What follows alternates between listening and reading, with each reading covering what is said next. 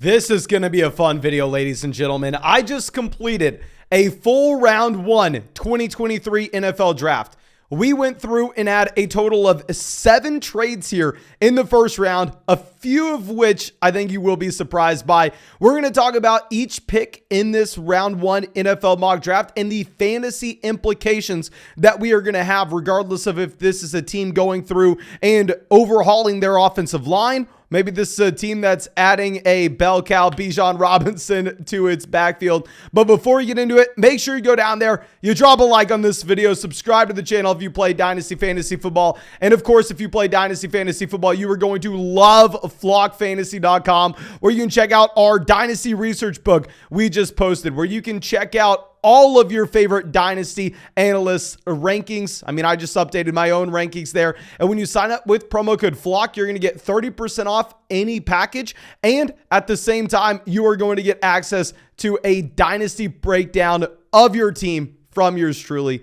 But I think that should be about it. Let's go through. Let's dive into this mock draft. Don't want to spend too much time with the top 2 guys. We have Bryce Young going number 1 to the Carolina Panthers. Now, as soon as Carolina made the deal to move up to 1, I thought that CJ Stroud was going to be the guy. Las Vegas sportsbooks had moved CJ Stroud to be minus 250 for that first overall selection immediately after the Chicago and Carolina trade.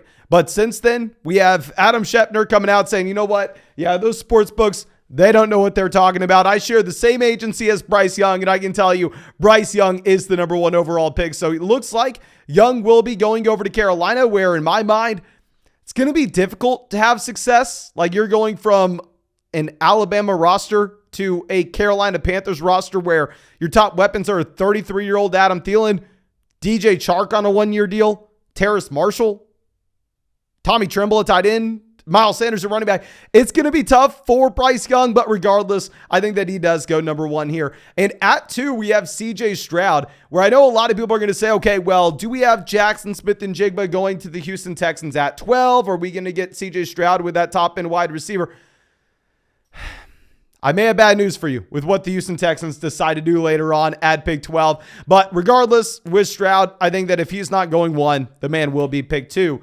Now, pick 3 is where we have the first interesting points, where I think that a lot of people would make the argument that Will Anderson is actually the best value on the board, and the Arizona Cardinals would be smart to go through and select him there. But if I am looking at Las Vegas sportsbooks right now, they actually have Anthony Richardson priced in to be the number 3 pick overall. And those sportsbooks know a lot more than us casual fans do. So I think that while we maybe say, okay, it should be Will Anderson, it looks like a team maybe is going to be willing to trade up for Anthony Richardson here. And if we're looking for a team to trade up for Anthony Richardson, I think the most likely candidate is actually going to be the Las Vegas Raiders, where if you're looking at the Raiders, they have pick 7. So this is the first trade that we make in this draft. And here we have the Raiders giving up pick 7, pick 38, and pick 109 to move from pick 7 to pick 3 overall, so they can go through and they can lock up Anthony Richardson as their quarterback of the future after getting rid of Jimmy G. Now, going over to Indianapolis, we are going to have Will Levis at 4. I understand, yes, Will Anderson is most likely going to be a better football player than Will Levis. But if you are an NFL team and you have the chance to take someone who, of course, is not guaranteed to turn out to be that guy, but has a possibility to be a franchise-level quarterback, I think you see the Indianapolis Colts go through and take Will Levis here. That's what Las Vegas sportsbooks are pricing in, and if that's what they're pricing in, I think we listen to him. And yes, that means arguably you have Will Anderson, one of, if not the top talents in this draft, going to the Seattle Seahawks at pick 5, haunting the Denver Broncos forever, knowing that Denver gave this pick up for Russell freaking Wilson. And yes, Will Anderson Jr. going to a Seattle Seahawks team that was already pretty damn good this past year. I think that now if you start to add in this talent, obviously Seattle has another player coming in later on in this draft. Should be very, very excited, especially with who they get later on. But now at 6, Jalen Carter looks like he's the best value on the board, right? But if you are the Detroit Lions, you don't have too many picks in this year's draft. You have a couple first rounders, but still, you would like to still go through and be able to add on and accumulate more picks when I know a lot of people think that you're ready to be a contender this year. In reality, you're probably not. Still more of a 1 to 2 year project for the Detroit Lions. So I have a Super Bowl contender going through and trading up to add Jalen Carter to already a pretty strong defense. We have the Philadelphia Eagles trading up here with the Detroit Lions. You have Detroit giving pick 6. You have the Philadelphia Eagles giving pick 10. And to move up those 4 picks, they're also going to give up pick 62 and a future second round pick. So if this helps the Philadelphia Eagles contend this next season by getting that elite level player in, and at the same time, it helps Detroit Lions build for the long term with the 2 extra second rounders that they're getting by only moving back 4 picks. I think it could be a win-win for both teams. Now, going over to 7, you had the Arizona Cardinals moving back from pick 3, obviously, and picking up the additional draft capital. Here, they're going to be taking Christian Gonzalez, who looks like he is going to be the best corner on the board. At 8, we have the Atlanta Falcons, where I know a lot of people think Bijan Robinson will be going off. In my mind, Atlanta's not ready to contend, so I don't necessarily see why they'd be incentivized to go through and grab a franchise-level running back. So instead, we have them going with Tyree Wilson, pick 8, because you can never go wrong taking the best edge available. 9, with the Chicago Bears, they're going to be going Paris Johnson Jr., Ohio State offensive tackle. Clearly, the biggest issue for the Chicago Bears at this point is going to be their offensive line play. So it can't be a bad thing for them to just go out there and try to address the offensive line every chance they get. Now, 10 and 11, we are going to have back-to-back Detroit Lions selections here because keep in mind, they did trade back from 6 with the Philadelphia Eagles. And with Detroit, we know this past season, they were putting up a zillion points a game. The primary issue is the Detroit Lions could not stop anybody on defense, particularly through the air. So I know this maybe looks a little wacky. Maybe this isn't what actually happens, but I think it would be very interesting to see Devin Witherspoon as well as Joey Porter Jr. going back-to-back here. I understand, yes, it's a ton to invest into the defensive back spot to bring in 2 corners in the same draft, both as borderline top 10 picks. But if this could help the Detroit Lions solve the issue that they have as, just a horrible passing defense, I think it's a decent price to pay, especially when you were able to pick up the additional picks by moving back from 6 with the Philadelphia Eagles. Now, going over to what we are going to have for the mid rounds here, we are going to be looking at another trade. This time, I know people are probably not going to like this one too much. So I'm sitting here, and if you're the Kansas City Chiefs, right, very similar to what you have with the Philadelphia Eagles, you're a Super Bowl contender. You want to go through, you want to make moves immediately that will help you win this season. And if you are the Houston Texans, you're a team that's not really going to contend this next year. Yes, maybe in the long term when CJ Stroud is hitting his stride and you're able to continuously bring in extra first round picks with that Deshaun Watson trade that you made with the Cleveland Browns, maybe in the long term, yes, things can turn around.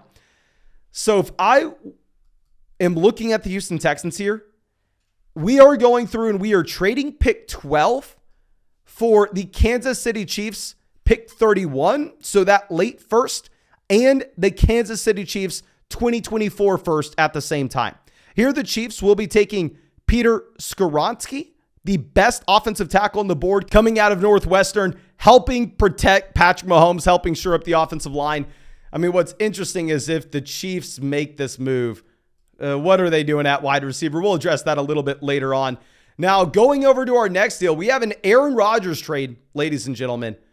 We are going to have Aaron Rodgers dealt to the New York Jets, as well as pick 78 for pick 13 overall. Now, if I was an NFL team, I'd say, okay, well, yeah, I probably want pick 13 rather than bringing in 40-year-old Aaron Rodgers, where at the same time, we're going to have to pay him zillions of dollars over the next few seasons. But I think you probably have the Packers with all the leverage in the world here, considering the fact that, Rodgers is going out on Pat McAfee's show and saying, yep, I want to be a New York Jet. Send me to New York. I'm not playing with the Green Bay Packers this next season. So I think maybe the Packers actually end up getting the haul that they want and getting this pick 13 in return. This would allow them to move directly ahead of the New England Patriots, who clearly need a wide receiver as well. And with the Green Bay Packers needing that wide receiver, we're going to go Jackson Smith-Njigba here so they can lock that guy up ahead of New England. And when New England misses out on Jackson Smith-Njigba, we're going to have them going Myles Murphy out of Clemson here, just getting that edge. And we're going to have the Green Bay Packers back up on the clock at 15, getting another edge, Lucas Von Ness out of Iowa. Now, going over to Washington, I was wondering, okay, if you are the Washington Commanders here, should you go through and take Bijan Robinson? Clearly, you're a team that wants to go ahead and run the ball, yes, but still, are you ready to contend? You have Brian Robinson, you have Antonio Gibson, you have a committee that will work. So instead, we have them going with Deonte Banks, the best cornerback on the board out of Maryland. So we're going to go in that direction. Pittsburgh, we're going to address the offensive line. I mean, I think that's the primary issue that you have with this offense. You have Kenny Pickett still going into year 2. You need to protect the man. Najee Harris did not have any room to operate at all this past season. So at pick 17, we are going to have the Pittsburgh Steelers going through and taking Broderick Jones out of Georgia. Now, 18, we have the Tennessee Titans up on the board. And yes, we have not seen a fantasy football relevant player go off the board in quite some time. But here, I think if you're Tennessee, I mean, if you're looking at your wide receiver room, you have to make a move, right? I understand Treylon Burks still has a lot of upside, and even if Burks were to pan out, right, say Treylon Burks becomes a number 1 wide receiver in the NFL, even if that were to occur, you still have no depth here. No depth at all if you're the Tennessee Titans at the wide receiver position. So here we have them going with Jordan Addison. I think the two guys you would be looking at the wide receiver position here would be Quentin Johnston, Jordan Addison. But I think if Tennessee's trying to complement the Treylon Burks skill set, that guy is actually going to be Jordan Addison. And I want to recap. I'm sorry, I forgot to let you know the way that you actually had Tennessee falling back to pick 18 here is you had the Detroit Lions trading up from pick 18 and 55 to get pick 11. So they could go through and they could take those 2 top defensive backs. I apologize for not being clear with that. But going over to our next selection, you have Tampa on the clock at 19, right? Tampa, very similar to the Houston Texans. You're not really ready to compete.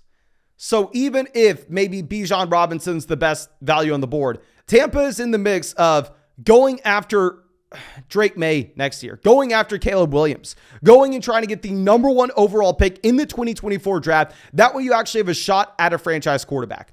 So I think this is going to be the move that cements Tampa as a tanking team, even if there's no real tanking team in the NFL. But we are going to have the Tampa Bay Buccaneers trading with the Dallas Cowboys.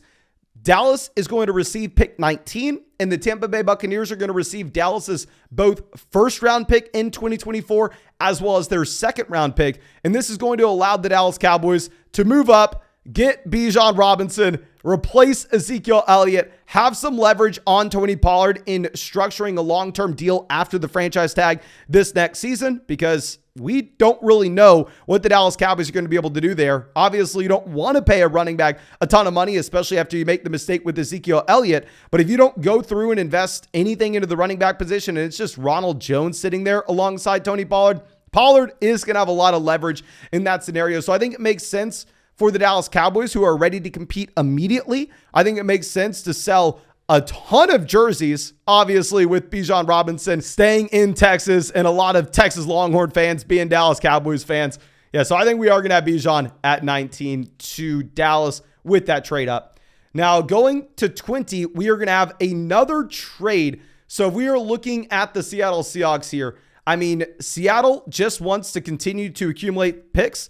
They go through and they trade away pick 20 to the Cincinnati Bengals for 28 and 60. So you have the Cincinnati Bengals being able to move up and get Nolan Smith the edge. So if you notice the big trend that we have in this mock draft, we have the teams that are pushing in to win right now, willing to make those sacrifices by trading multiple picks to go out and get someone that can be an immediate impact player for them, which Nolan Smith should be able to out of Georgia.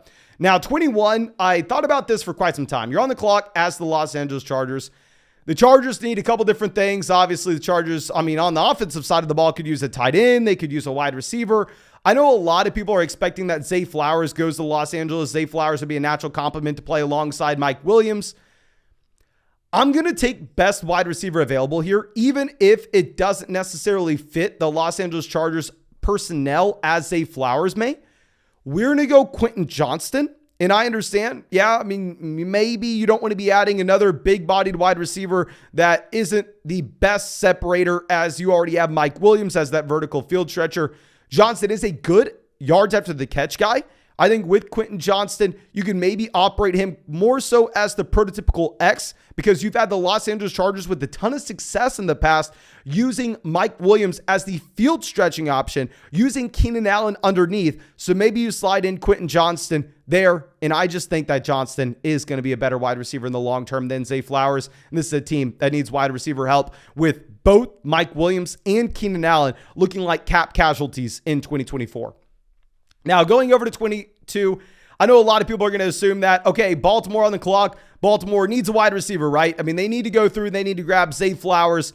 They just signed Odell. I mean, this is a team that hasn't shown us in the past that they're willing to go through and invest everything into the wide receiver position. If anything, this is a team that shows us that they want to go heavy into defense. So we have them taking Cam Smith here, a cornerback out of South Carolina. Now, 23, we have the Minnesota Vikings going with another defensive back out of Georgia. 24, we have the Jacksonville Jaguars going with the safety out of Alabama. 25, this is where we have another fantasy football decision here. You have the New York Giants on the clock who go out there and they invest into a lot of wide receiver depth, right? I mean, you have a ton of wide receivers on this roster now that are decent over the middle, decent close to the line of scrimmage. You even have a tight end that's great over the middle in Darren Waller. You even have a running back that's a phenomenal pass catcher that can work in the short area of the football field. So if we are looking at the Giants, in my mind, the main thing that they are lacking is a field stretcher they can consistently rely on to create space underneath for other players to generate volume and generate fantasy football points. So I understand from a fantasy football perspective, a lot of people would like to have Zay Flowers over Jalen Hyatt. And from a fantasy football perspective, I agree with you. I do rank Zay Flowers over Hyatt. From a real life perspective, I'm not going to be surprised if Hyatt ends up going here to the New York Giants at pick 25, maybe a little bit more of that natural fit. So we will go with Jalen Hyatt here. Now, 26, you have the Dallas Cowboys back up on the clock. We're going to have the defensive tackle out of Clemson here. I mean, this is another team that should be able to add in some depth to that offensive line after adding in Bijan Robinson, just trying to win with the trench game. Now, going over to pick 27, I know a lot of people have been waiting for Zay Flowers, and if we're looking for a team where I think Zay Flowers fits, complements what they need, the Buffalo Bills, this is it, right? You have Stephon Diggs as the guy who's going to be getting 25% of his team's targets. You have Gabriel Davis as the efficient big play field stretching wide receiver. This is a team, however, that wants to have 3 to 4 wide receivers in the field on every single down. I think Zay Flowers, pick 27 to the Buffalo Bills, makes a lot of sense here. Now, going over to 28, we have the Seattle Seahawks. Remember, they are back up on the clock because they traded back earlier in the draft. I think it just makes too much sense for them to go through and take Michael Mayer here. I mean, if you were looking at Seattle, I mean, this is a team that really doesn't have much at tight ends. Yes, you have Noah Fant. I like Noah Fant as a long shot, but it's hard to be confident that Noah Fant is going to be making a real difference this next season. So if you're able to add in Will Anderson and Michael Mayer in this year's draft, I think that is a phenomenal win, especially if we're going to be looking at the other trade that they made previously by moving back with the Cincinnati Bengals and still getting the positional need that they really had in that tight end spot. Now, we're going to have another tight end going immediately after. We're going to have Dalton Kincaid going to the New Orleans Saints. Yes, with New Orleans, they have Juwan Johnson. They have Taysom Hill. They need a pass catcher. There are really no strong wide receiver candidates on the board. Dalton Kincaid is clearly, in my mind, a guy that would help this offense, and I really don't see where else they could go. To round this out, we have the Philadelphia Eagles taking an edge. We have the Houston Texans going with Darnell Wright to shore up the offensive line, hopefully being able to protect CJ Stroud. And remember, this is a team that was able to add in an additional 2024 first in this draft. But I think that's all we have for this video. I am extremely excited for the draft. I really hope that this was as fun as for y'all as it was for me. I just had a lot of fun going through and trying to look into these players, look into these team needs, and see what craziness we could have with some trades here. But thank you again. I really appreciate all of you. I really hope that you have a great day. And as always, if you have not done so already, you better drop a like on the video. You better be subscribed if you play Dynasty Fantasy Football. And if you play Dynasty, you better at least go check out flogfantasy.com with the link in the comment section and the description. But thank you again. I really hope you have a great day and really hope we get to see you with the video tomorrow.